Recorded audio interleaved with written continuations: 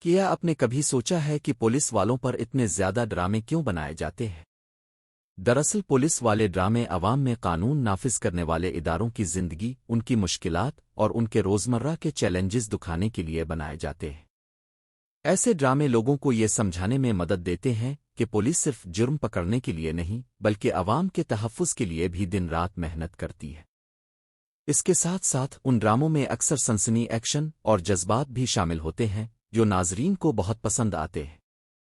کچھ ڈرامے پولیس کی بہادری دکھاتے ہیں تو کچھ ان کے نظام کی خامیوں کو سامنے لاتے ہیں تاکہ اصلاح کی جا سکے۔ آخر میں پولیس والے ڈرامے صرف تفریح کے لیے نہیں بلکہ معاشرتی شعور بیدار کرنے کا ایک ذریعہ بھی ہوتے ہیں۔